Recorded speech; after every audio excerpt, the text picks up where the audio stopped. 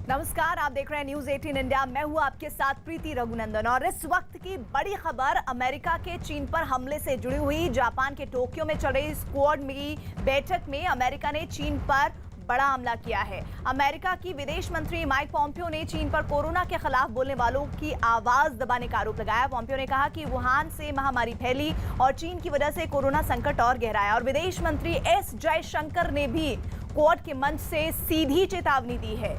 जयशंकर ने कहा है कि सभी देशों को अंतर्राष्ट्रीय समुद्र में जाने की पूरी आजादी है। जयशंकर ने हिंद प्रशांत क्षेत्र में शांति के लिए विवादों का शांतिपूर्ण हल भी जरूरी बताया है।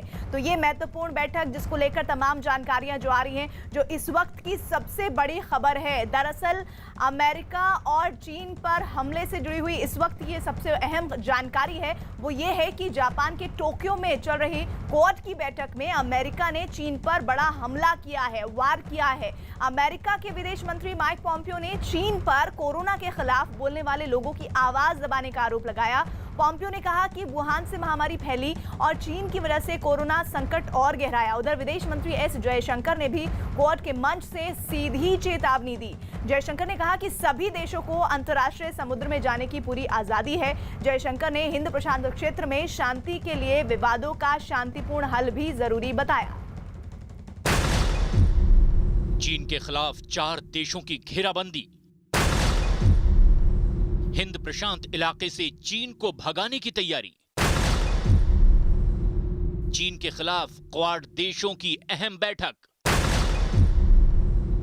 टोक्यो में चीन को हराने की रणनीति।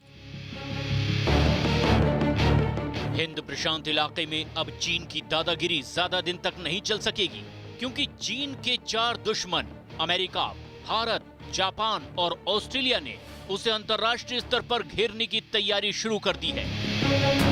और क्वाड देशों की बैठक के जरिए अब चीन पर नकेल कसने की तैयारी शुरू की गई है। क्वाड देशों की यह बैठक चीन के खिलाफ सामरिक मोर्चे पर एक ऐसी बैठक है जो न सिर्फ दक्षिण चीन सागर में चीन के प्रभाव को कम कर रही है, बल्कि चीन को हद में रहने की हिदायत भी दे रही है।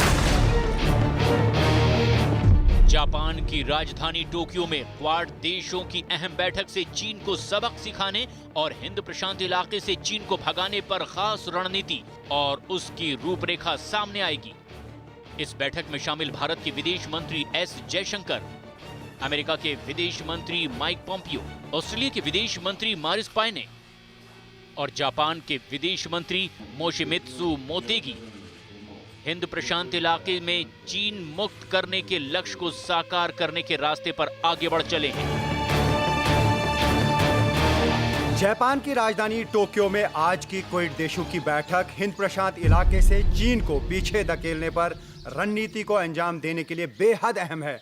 इसके अलावा हिंद प्रशांत इलाके में शांति, सुरक्षा, स्थिरता और समृद्धि को बढ़ाने के तौर तरीके पर बातचीत से रास्ता तय हो सकेगा।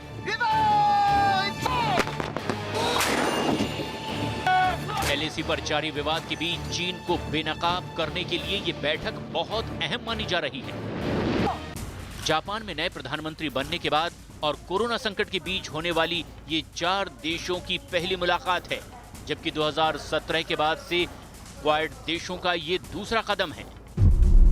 अमेरिका के विदेश मंत्री माइक पॉम्पियो क्वाड देशों की बैठक के लिए टोक्यो पहुंचे तो एक ट्वीट के जरिए अपने उत्साह को जताया और लिखा, जापान के प्रधानमंत्री और उनके विदेश मंत्री समेत विदेश मंत्री एस जयशंकर और विदेश मंत्री मॉरिस पायन से मिलने का इंतजार है। भारत, अमेरिका, ऑस्ट्रेलिया और जापान मिलकर हिंद प्रशांत इलाके को एक आजाद इलाका बनाना चाहते हैं और उस पर किसी एक देश का कब्जा नहीं होना देना चाहते, जिससे चीन को ऐतराज है। और इससे पहले 2017 में भी फिलीपींस की राजधानी मनीला में हुई बैठक में जब चारों देश पहली बार एक साथ आए थे, तब भी चीन के पेट में काफी दर्द हुआ था और चीन ने इस पर आपत्ति भी जाहिर की थी। क्या है क्वाड देशों का समूह? क्वाड देश भारत, अमेरिका, जापान और ऑस्ट्रेलिया, इन 4 देशों का एक समूह है जो अनौपचारिक रणनीति के लिए चर्चा करने का एक मंच है, जिसका उद्देश्य हिंद प्रशांत इलाके में शांति और शक्ति का संतुलन बनाना है। ये चारों देश हिंद प्रशांत इलाके के देश हैं और खास बात यह है कि सभी चीन के दुश्मन हैं। मौजूदा दौर में चारों देश हिंद प्रशांत इलाके में चीन को दादागिरी करने से रोकना चाहते हैं। हिंद प्रशांत इलाके में चीन अपनी सैन्य और आर्थिक ताकत के दम पर अपना दबदबा बढ़ा रहा है। भारत के साथ लद्दाख से लेकर अरुणाचल प्रदेश तक सीमा पर चीन के साथ तनाव बना हुआ है, जबकि जापान के एक द्वीप पर भी चीन अपना दावा जताता है। साथ ही दक्षिण चीन सागर के 2/3 से ज्यादा हिस्से को भी वो अपना बताता है। और यही वजह है कि चीन पर लगाम लगाने के लिए चारों देशों को एक साथ एक मंच पर आना पड़ा। वैसे अमेरिका पहले ही हिंद प्रशांत इलाके में अपने दोस्त देशों की मदद से सैन्य शक्ति दिखाकर चीन के दिल में खौफ पैदा कर चुका है, जबकि जापान भी चीन को सबक सिखाने के लिए कमर कस चुका है। और भारत तो पहले ही चीन को सीमा पर अच्छे से पीट चुका है। ऐसे में चीन के दुश्मन क्वाड देशों की ये मुलाकात चीन की नींद उड़ाने के लिए काफी है।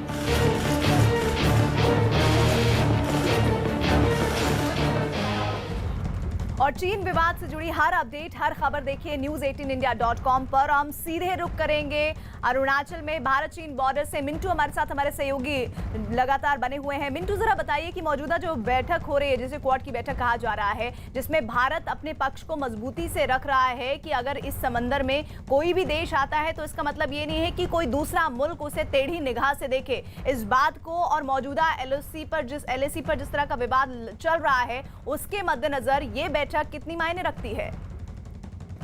जी, आपने सही जिक्र किया है। जो कि भारत चीन जो विवाद चल रहा है उसमें देखा जाए तो ताइवान हो गया, हमारे मालदीव हो गया, ये सब को देख के आप जो आपने जिक्र किया ये सही किया है। जो अमेरिका और उसके बाद आपके भारत चीन के जो और जापान को लेके जो देख सकते हैं, चीन बौखला गया है और चीन को चिंतित है, इस विषय में चिंतित है। क्योंकि अमेरिका जो सपोर्ट कर रही है इंडिया को बोल के नहीं है, इंडिया अपना स्तर पे कायमत है, तो उसको लेके चीन बौखला गया। और अभी जैसे कि पिछले कल आपका इंडियन एयरफोर्स के चीफ मार्शल ने जो घोषणा किया है, जैसे कि 8 अक्टूबर को हमारे इंडियन एयरफोर्स डे है, उससे पहले जो उसने जो कहा कि हमारे Indian air force is very very capable to take over the anything else, वो जो कहा है ये बहुत महत्वपूर्ण बात रखा जाता है, जो कि चीन और भारत के बीच में जो चल रहा है अभी जो विवाद। तो देखा जाए तो अरुणाचल प्रदेश में मैं अभी उपस्थित हूँ। अरुणाचल प्रदेश के राजधानी ईटानगर में मेरे ठीक बगल से आप अगर देखें तो यहाँ से एयर रूट से बोलने से तकरीबन 80 किलोमीटर दूर, air route not by route, air route 80 kilometre दूरी पे ही है चीन भारत के सीमा तवांग। तो यहाँ पे देख सकते हैं कि अरुणाचल प्रदेश में आपके C-17 ग्लोब मास्टर, उसके बाद आपका सुखोई बिल्कुल निगहबानी कर रहे हैं, भारतीय लड़ाकू विमान निगहबानी कर रहे हैं। और ये पूरा का पूरा एक संदेश है चीन को कि अगर आप अपनी तैयारी को दिखाएंगे, अपने ग्लोबल टाइम्स के जरिए तमाम तरह की वीडियोस पोस्ट कराएंगे, तो हमारी तैयारी भी अधूरी नहीं है, हम भी पूरे हैं। इधर आज की तारीख में चीन दुनिया की सबसे बड़ी नौसेना शक्ति होने का दावा कर रहा है, लेकिन क्वाड समूह की साझा नौसेना शक्ति के आगे वो बौना नजर आता है। आंकड़ों पर आइए नजर डाल लेते हैं। इस वक्त चीन के पास कुल 777 नेवल एसेट हैं और क्वाड यानी भारत, अमेरिका, जापान और ऑस्ट्रेलिया के पास 978। इनमें अमेरिका के सबसे ज्यादा 490, फिर भारत के 285, जापान के 155 और ऑस्ट्रेलिया के 48 नेवल एसेट हैं। चीन के पास महज 2 एयरक्राफ्ट कैरियर हैं। क्वाड समूह के पास 27 एयरक्राफ्ट कैरियर हैं। इनमें अमेरिका के 20, भारत का 1, जापान के 4 और ऑस्ट्रेलिया के 2 एयरक्राफ्ट कैरियर शामिल हैं। चीन के पास 40 डेट्रॉयड यानी छोटे जंगी जहाज हैं, जो क्वाड देशों के पास कुल 143 छोटे जंगी जहाजों की ताकत है। इनमें अमेरिका के 91, भारत के 10, जापान के 40 और ऑस्ट्रेलिया के 2 शामिल हैं। चीन की नौसेना में 74 पनडुब्बियां हैं, तो क्वाड समूह के पास 104 पनडुब्बियों की शक्ति है। इनमें अमेरिका की 66, भारत की 16, जापान की 20, तो ऑस्ट्रेलिया की 2 पनडुब्बियां शामिल हैं। तो ये वो ताकत है जो इन मुल्कों की ताकत को न सिर्फ बयां करती है और ये बताती है कि कितना बौना है इनकी शक्तियों के आगे चीन। मतलब साफ है कि अगर चीन स्क्वाड की समूह के किसी भी देश में समंदर में जंग शुरू करता है तो इस समूह की साझा ताकत उसकी नौसेना को समंदर में तबाह कर देने के लिए काफी है। और इधर आसमान में भी क्वाड की ताकत के परवाज के सामने चीन कहीं नहीं ठहरता है। ये बात हम क्यों कह रहे हैं, देखिए चीन के पास अगर 3210 एयरक्राफ्ट हैं तो क्वाड यानी भारत, अमेरिका, जापान और ऑस्ट्रेलिया के पास 17,412। इनमें अमेरिका के सबसे ज्यादा 13,264, फिर भारत के 2,123, जापान के 1,561 और ऑस्ट्रेलिया के 464 कुल एयरक्राफ्ट हैं।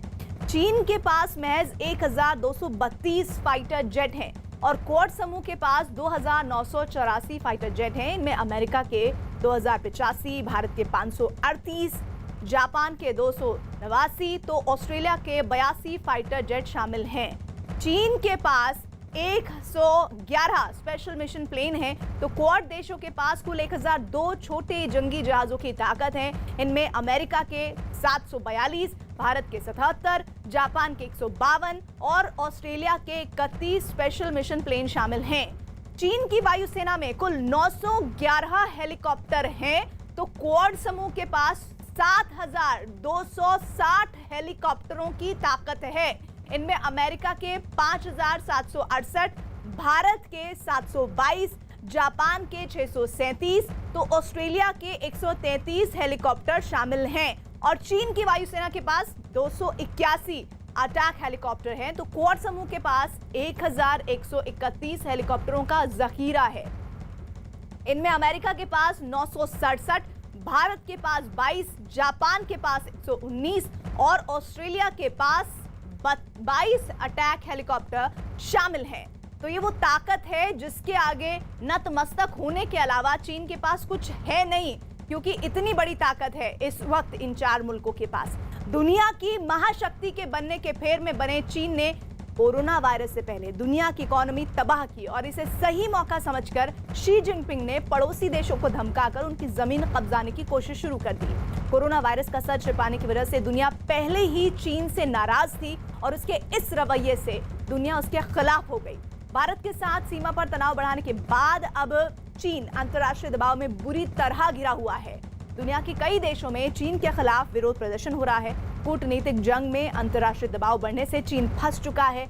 कुछ ही देश में क्वाड देश यानी भारत, अमेरिका, ऑस्ट्रेलिया और जापान के विदेश मंत्रियों की बैठक, जिस तरह से लगातार जानकारी आ रही है वहां से, इस बैठक में कई महत्वपूर्ण फैसले होंगे और इस बैठक में तय किया जाएगा कि चीन की दादागिरी पर नकेल कैसी कसी जाए।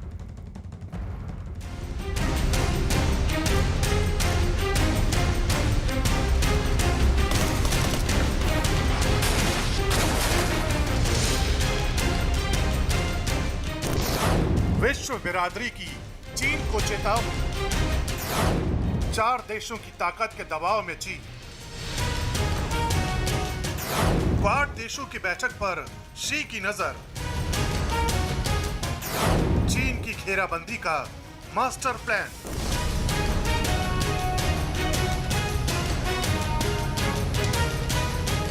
कुछ ही महीने पहले तक चीन की दुनिया भर में धाक थी। चीन की ताकत का लोहा दुनिया मानती थी, लेकिन 2020 की शुरुआत से ही चीन का मुंह पूरी दुनिया में काला हो गया।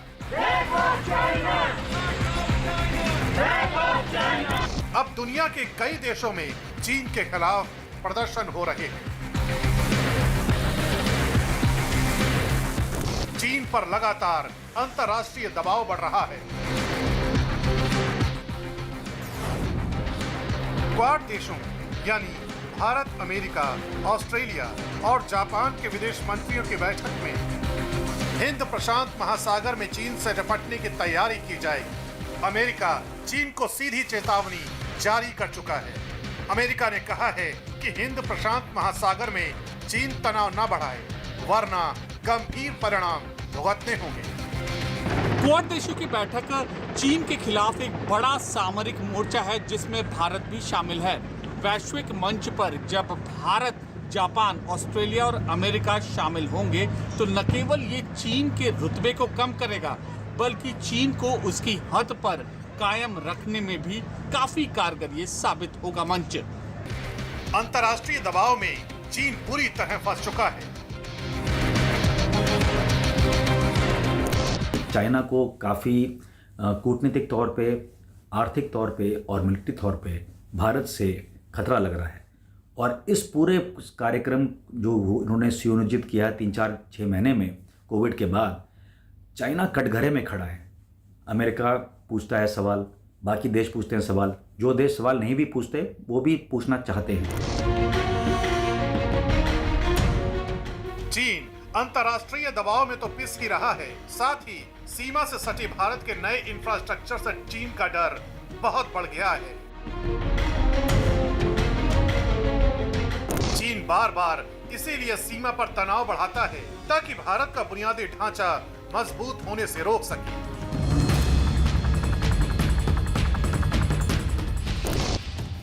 कंस्ट्रक्शन के काम में अड़ंगा लगा सके, लेकिन बीते कुछ महीनों से सीमा के नजदीक काम बेहद तेजी के साथ हुआ है।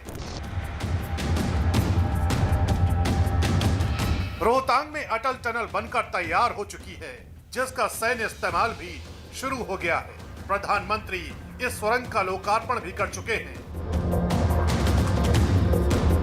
इस सुरंग के अलावा सीमा के नजदीक छोटी बड़ी सड़कें बहुत तेजी से बनाई जा रही हैं। दौलत बेग ओल्डी में सड़क लगभग तैयार हो चुकी है। अक्टूबर के अंत तक इस सड़क का काम पूरा हो जाएगा। सामरिक रूप से अहम यह सड़क डरबुक श्योक और दौलत बेग ओल्डी को आपस में जोड़ती है। इसी सड़क के निर्माण पर चीन ने ऐतराज जताया था। चीन के साथ ताजा विवाद की वजह यही सड़क बनी हुई है। इस सड़क के अलावा डीमचोक और कारगिल में भी BRO यानी बॉर्डर रोड ऑर्गेनाइजेशन के रोड प्रोजेक्ट पर काम चल रहा है। पहले चीन के ऐतराज जताने के बाद दबाव के चलते सीमा के नजदीक कंस्ट्रक्शन का काम धीमा या फिर बंद कर दिया जाता था, लेकिन नए भारत की नई नीति से चीन चित हो चुका है। अंतर्राष्ट्रीय दबाव में चीन की कमर टूटने को है और भारत उसकी छाती पर अपना सड़कों का जाल बिछा रहा है, जहां से पलक झपकते ही भारतीय सेना का हाथ उसकी गर्दन तक पहुंच जाएगा।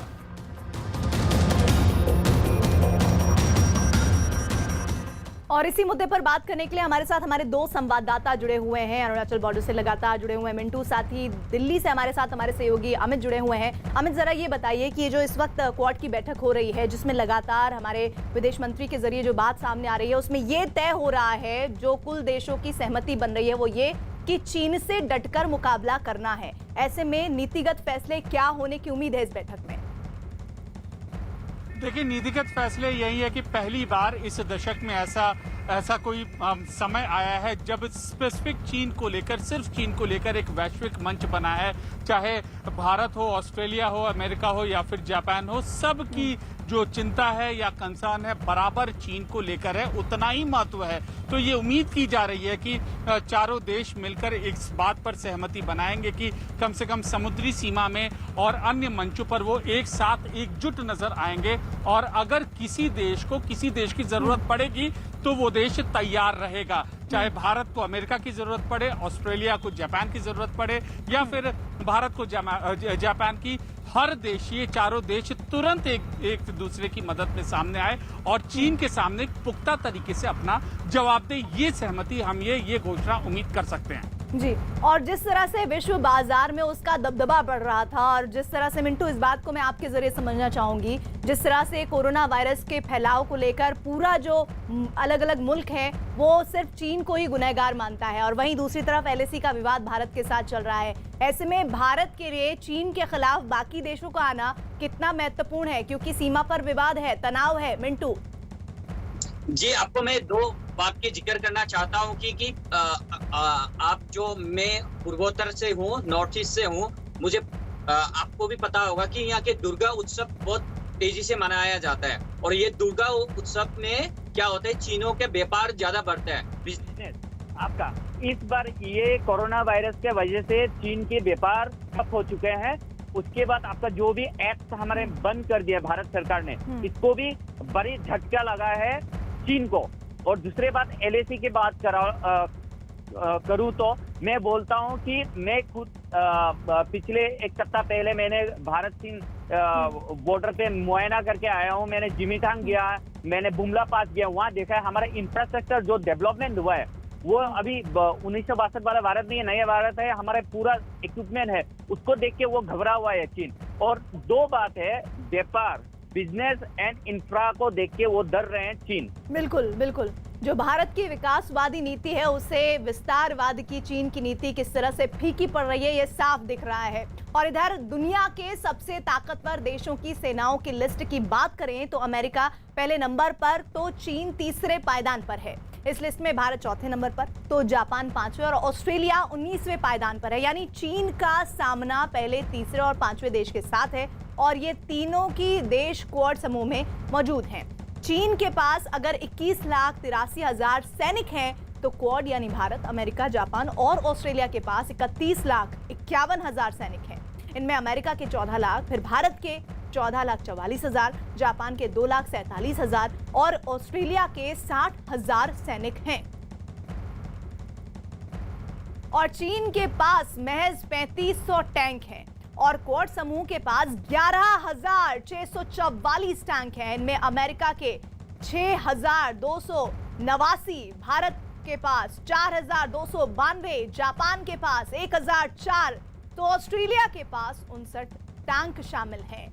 तो और इसी के साथ ही चीन के पास 33,000 आर्म्ड व्हीकल यानी बख्तरबंद गाड़ियां हैं। तो क्वाड देशों के पास कुल 54,120 बख्तरबंद गाड़ियों का जखीरा है। इनमें अमेरिका की 39,253, भारत की 8,686, भारत की, जापान की आपको हम बताएं 3,130 और ऑस्ट्रेलिया की 3,051 बख्तरबंद गाड़ियां शामिल हैं। तो ये जो ताकत का आप तुलनात्मक अध्ययन कर रहे हैं इससे बहुत कुछ साफ हो जाएगा। चीन की थल सेना के पास कुल 2,650 रॉकेट प्रोजेक्टर्स हैं, तो क्वाड समूह के पास 1,731 रॉकेट प्रोजेक्टर्स की ताकत है। इनमें अमेरिका के 1,366, भारत के 266, जापान के 99 रॉकेट प्रोजेक्टर शामिल हैं। और इसी के साथ ही चीन की आर्टिलरी यानी तोप खाने की ताकत की गिनती 7,400 पर रुक जाती है। तो क्वाड समूह के पास 9,292 तोपों का जखीरा है। इनमें अमेरिका के 4,205, भारत के आपको लगातार जानकारियां दे रहे हैं 4,295, जापान के पास 738, ऑस्ट्रेलिया के पास 54। तो ये वो जो तस्वीर आपके सामने हम पेश कर रहे हैं, ये तस्वीर इसलिए महत्वपूर्ण है क्योंकि इससे ताकत का प्रदर्शन हो रहा है, कौन कितना मजबूत। क्वाड समूह के देशों की थल सेना की साझा ताकत देखकर लगता है कि चीन किसी भी सूरत में क्वाड समूह के देशों में उलझने की गलती नहीं करेगा। इधर हिंद महासागर में भारतीय नौसेना का वर्चस्व है, खासकर मलक्का जल संधि को भारतीय नौसेना ही कंट्रोल करती है। लिहाजा मलक्का जल संधि चीन की चिंता का सबब बनी हुई है, क्योंकि चीन का अधिकांश कारोबार इसी जल मार्ग से होता है। लिहाजा चीन को हमेशा इस बात का डर सता रहा है कि अगर भारत के साथ ऐसे ही तनाव बढ़ते रहे तो भारत कहीं इस रास्ते को ही ना रोक दे। एक अनुमान के मुताबिक अगर भारतीय नौसेना से रास्ता बंद होता है तो चीन को एक साल में 84 अरब से लेकर 200 अरब डॉलर तक का आर्थिक नुकसान झेलना पड़ सकता है। और इसीलिए चीन ने भारत को घेरने के लिए स्ट्रिंग ऑफ पर्ल्स की साजिश की बुनियाद रखी थी, लेकिन भारत ने भी चीन की रची इस साजिश का ऐसा मुंहतोड़ जवाब दिया कि आज की तारीख में चीन अपनी ही साजिश में घिर चुका है। दरअसल भारत ने चीन की स्ट्रिंग ऑफ पर्ल साजिश का जवाब नेकलेस ऑफ डायमंड यानी कि हीरो के हार से दिया और चीन के चारों तरफ एक ऐसा चक्रव्यूह तैयार किया जिसमें तोड़ना चीन के लिए नामुमकिन है।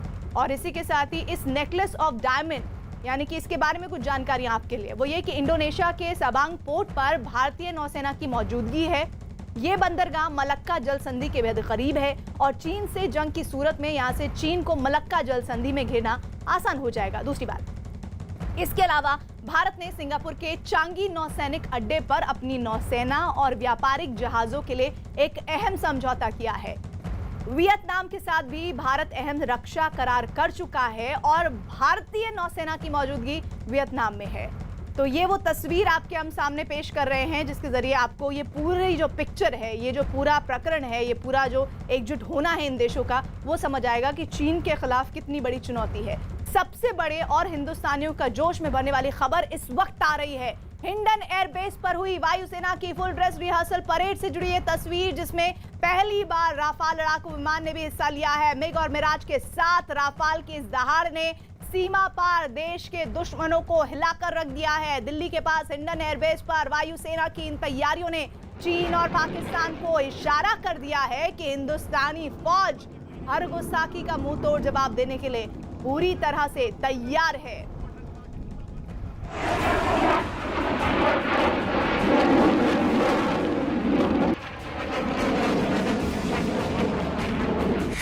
आसमान से गरजे जाबाज, चीन तक पहुंची ये हुंकार, राफाल से उठी ललकार,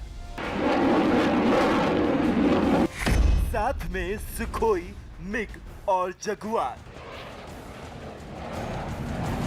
भारतीय वायुसेना के बेहद उन्नत तकनीक के ये एयरक्राफ्ट हैं और आप यहाँ पर देख सकते हैं कि दुर्गम इलाकों में ये एयरक्राफ्ट जा सकते हैं और एक खूबसूरत फॉर्मेशन बनाते हुए हिंडन एयरबेस से गुजरते हुए और दुर्गम परिस्थितियों में इनको यहाँ पर तैनात किया जाता है।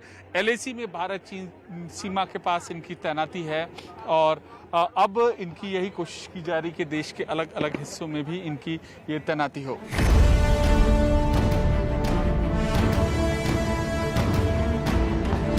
दिल्ली के करीब हिंडन एयरबेस पर सुबह जोश से भर आई। आसमान से दूर से ही नजर आने लगे वायुसेना के वो वीर जाबाज, जिन्होंने कुछ ही देर पहले सैकड़ों फीट की ऊंचाई पर तिरंगे के साथ छलांग लगाई थी।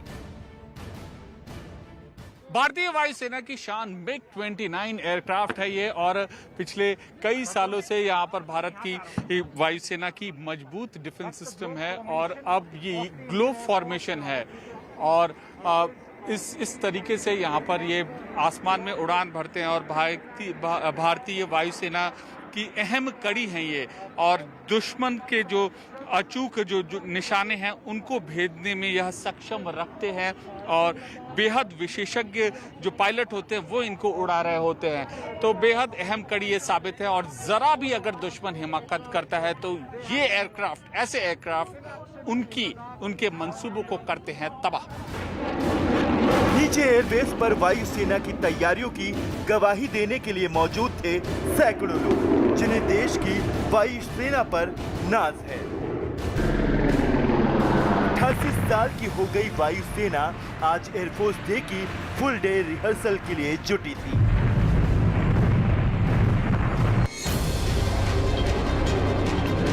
हिंडन एयरबेस पर खास तौर से रफाल की मौजूदगी लोगों में गजब का उत्साह भर रही थी।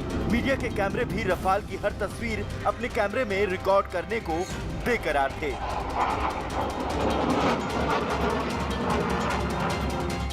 रफाल को उड़ान भरने से पहले वीर जाबाजों की तरह केसरिया ताने बाने में तैयार किया गया।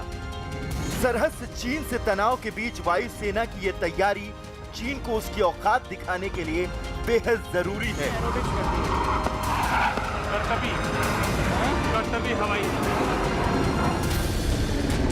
इस साल भारतीय वायुसेना दिवस के मौके पर 56 एयरक्राफ्ट उड़ान भरने को तैयार हैं, लेकिन सभी की निगाहें टिकी हैं हाल ही में वायुसेना में शामिल हुए रफाल विमानों पर।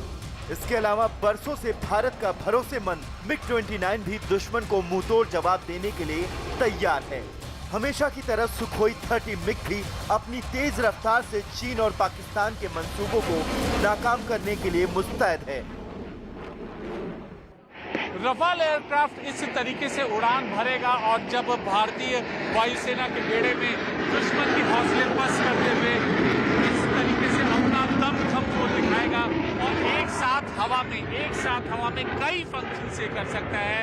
दुश्मन के टारगेट को भेजना, रिफ्यूलिंग करना और तमाम तरीके की गतिविधियां कर सकता है। अगर आप उस ओर देखें यहाँ पर तो स्वदेशी निर्मित एयरक्राफ्ट पर भी पिछले कुछ सालों से जोर दिया जा रहा है और तेजस एयरक्राफ्ट है, जो तेजस एयरक्राफ्ट है वो उसका जीता जागता नमूना है। भारत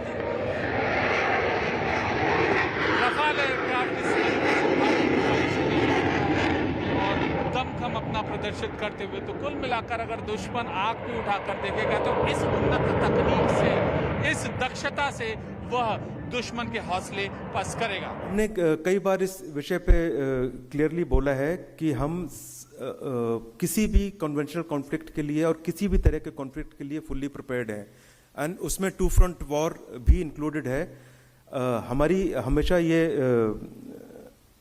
फोकस रहता है कि हमारी operational capability current threat scenario के अगेंस्ट बिल्डअप की जाए, अगेंस्ट प्रिपेयर्ड रहे, एंड हमारी कैपेबिलिटी पूरी तरह से तैयार है टू फ्रंट वॉर के लिए भी। दिल्ली के पास हिंडन एयरबेस पर वायुसेना के लगभग सभी तरह के एयरक्राफ्ट का जमावड़ा हो चुका है, जो दुश्मन पर हमला करने के लिए पूरी तरह से तैयार है।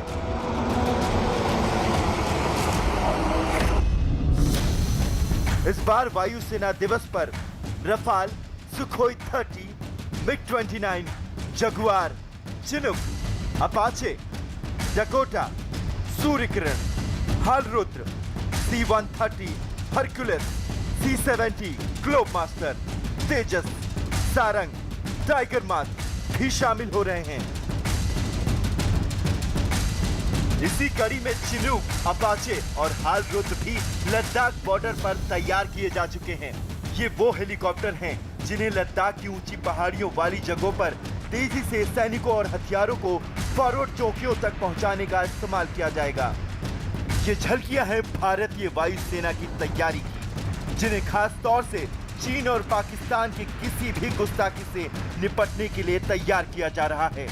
पिछले 3 महीने से जब से गलवान और पेंगवान इलाके में चीन ने धोखेबाजी शुरू की, तभी से भारत ने उसे मुंहतोड़ जवाब देने की तैयारी शुरू कर दी है।